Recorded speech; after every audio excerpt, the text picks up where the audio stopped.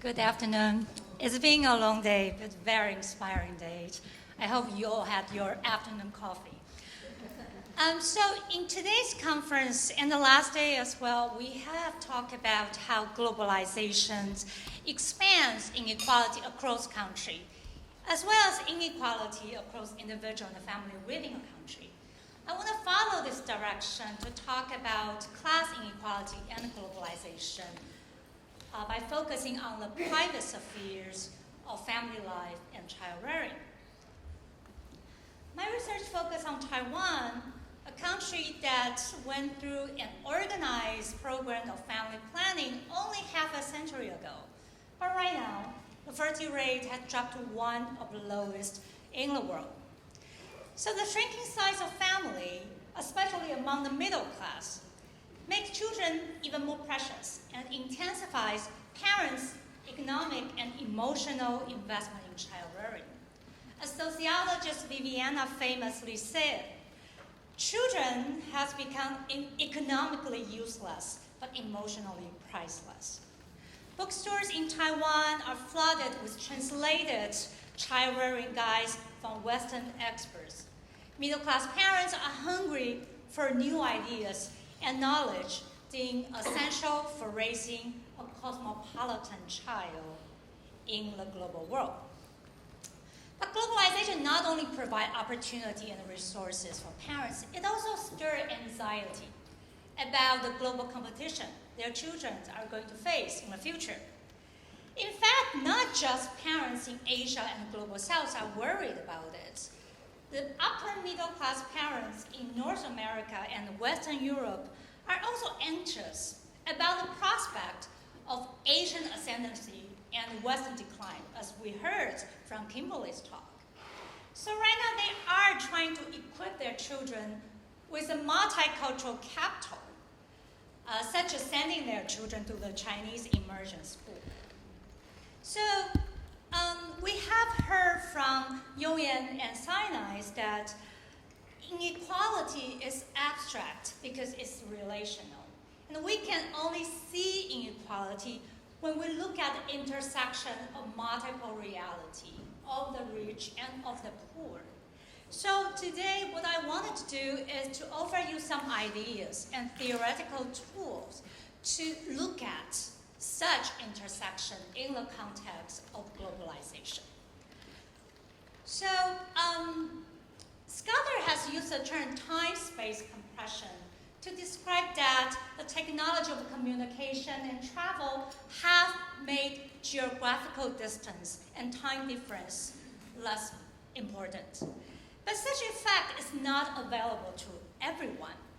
Geographer Doreen Massey has used the metaphor power geometry to map the uneven effect of globalization. And here I quote, different social groups and different individuals are placed in very distinct ways in relation to these flows and interconnection. Some initiate flows and movements, others don't. Some are more on the receiving end of it than others. Some are effectively imprisoned by it. So I apply Massey's concept to look at family lives, in particular child rearing, which we know, the famous cartoon, is a social mechanism of reproducing class privilege or disadvantage. Social class shapes parenting divide and unequal childhoods, not simply because of the unequal distribution of wealth and education across family. But parents' occupation and socio-economic status shapes their distinct relations with globalization and their differential capacity to pursue transnational mobility.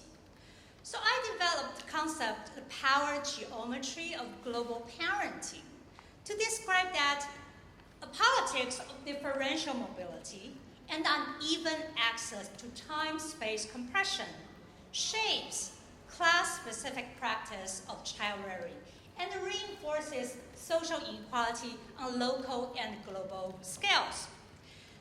The power geometry of global parenting involves the conversion of three primary types of mobility: transnational mobility, cultural mobility, and class mobility of children as a desired outcome.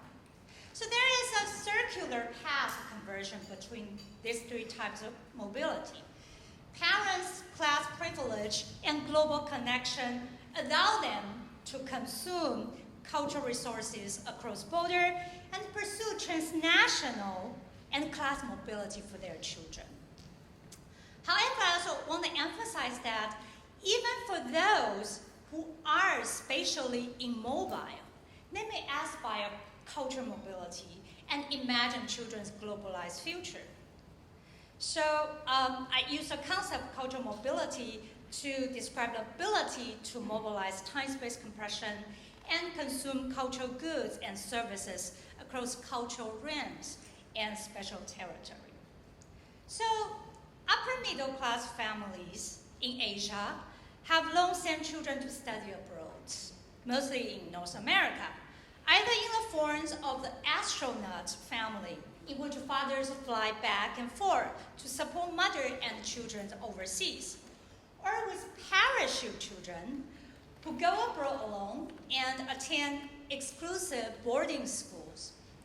Anthropologist Iwa On coined the concept flexible citizenship to describe that elite families acquire foreign passports through either business immigration or birth tourism, a strategy of flexible capital accumulation.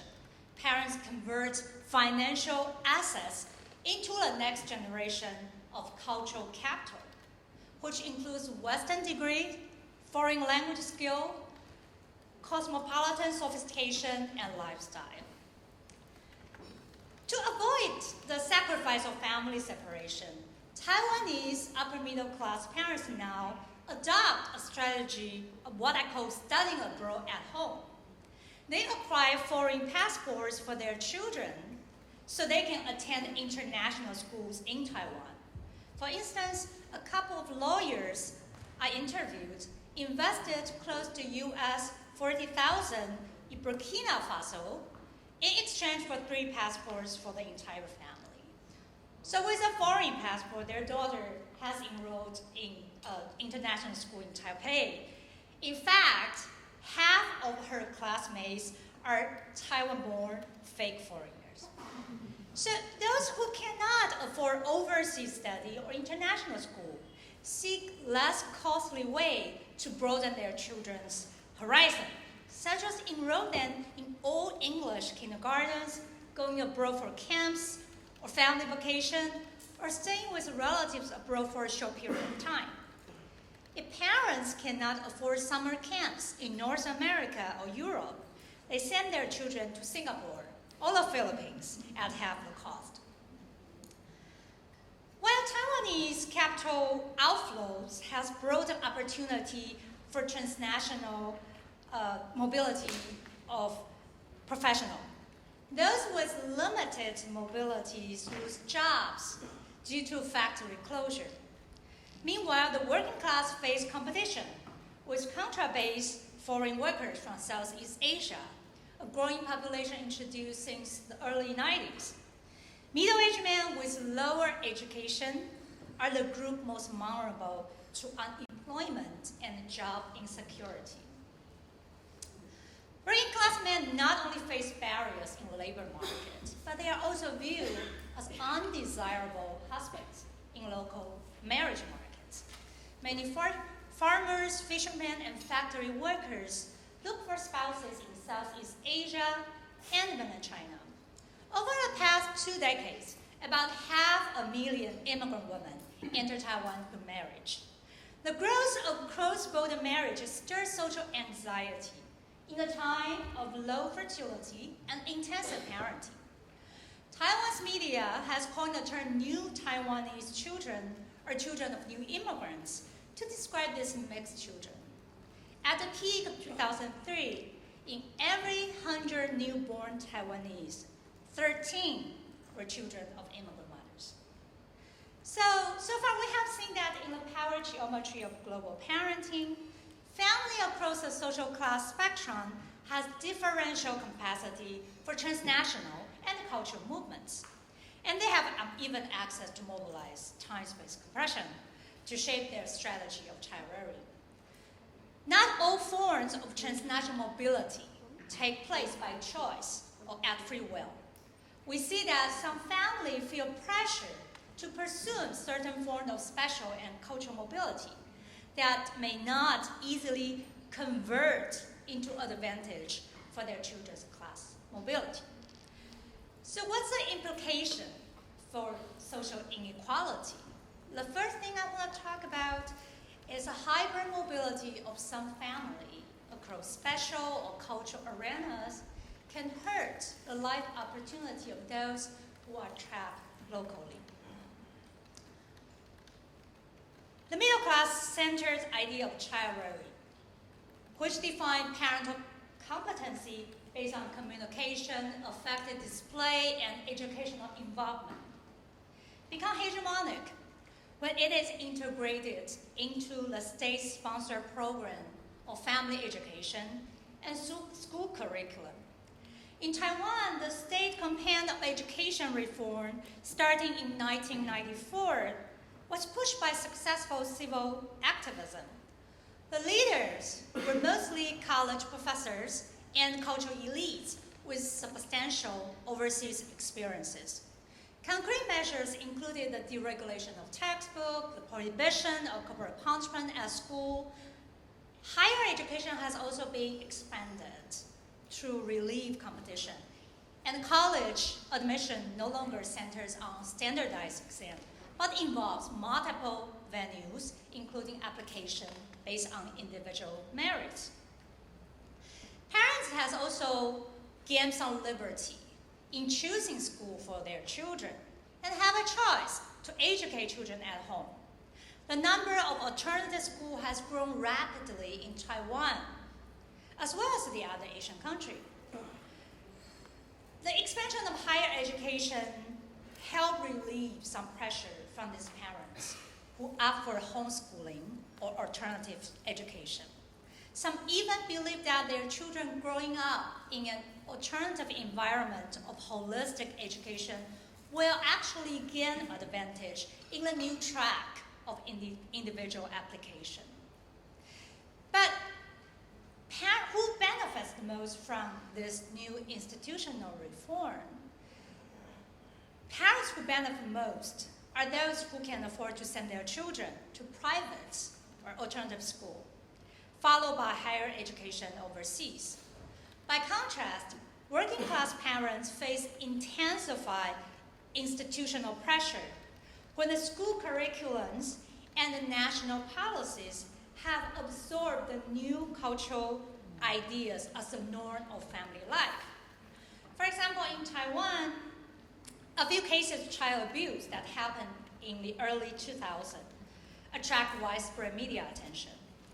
So the Ministry of Interior started a program called Special Care and Counseling for High-Risk Family to expand the preventive care for vulnerable children and family. This started since 2005. A wide range of agents, including social worker, school teacher, daycare staff, the police, medical personnel, immigrant officer, chief of district, and even community security guards are assigned with legal duty to report to the local government upon observing suspected high-risk environment for children.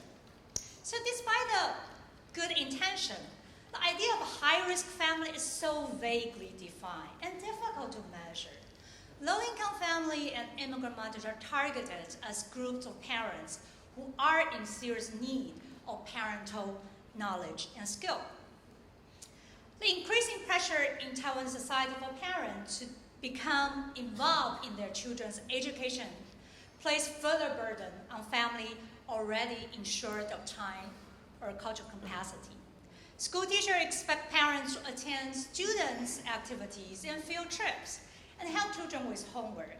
Take-home worksheets are usually structured with middle-class family life with full-time mothers in mind. For example, Atai is the only child who lived with his divorced father and grandmother, who works as a dishwasher.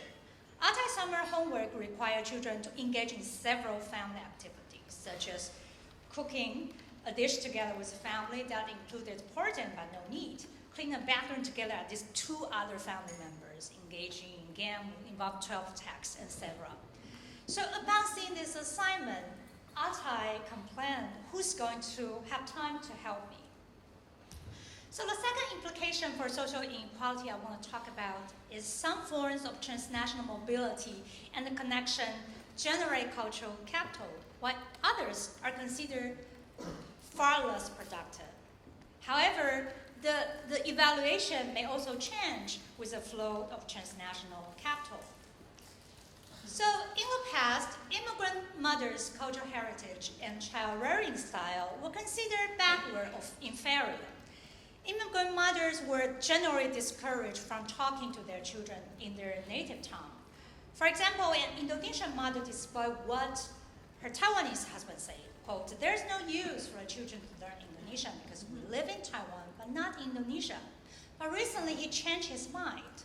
The wife told me, "Now my husband kept telling me to teach my son Indonesian so he can go make money in Southeast Asia."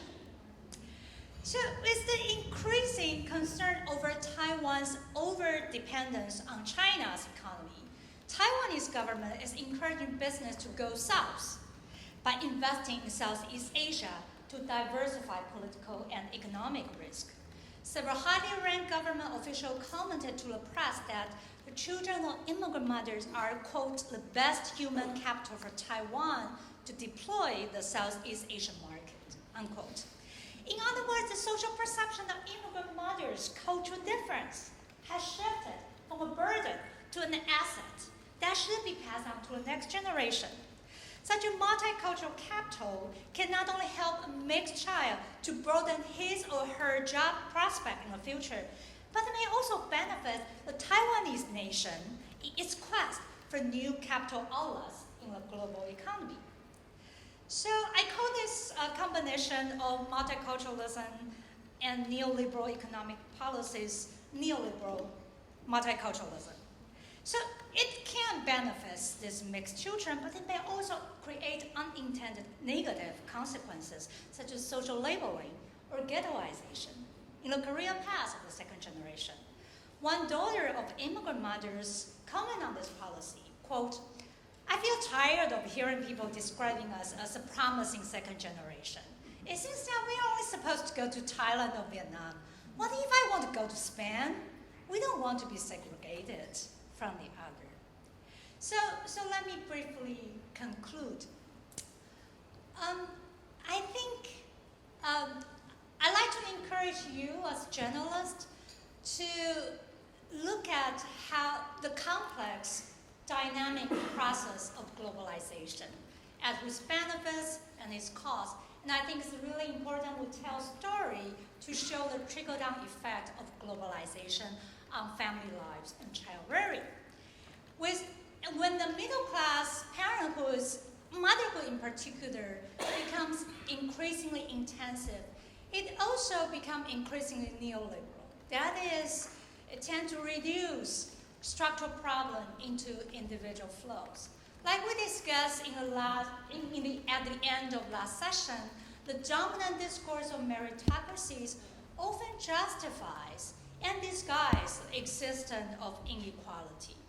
And I think it is our job as academics and as journalists to scrutinize the class and ethnic bias in the discourses of global parenting and also in the institutional reforms of education. And so we can expose the structural context that we can achieve a better redistribution of information, resources, and opportunity for children across the class spectrum. Thank you.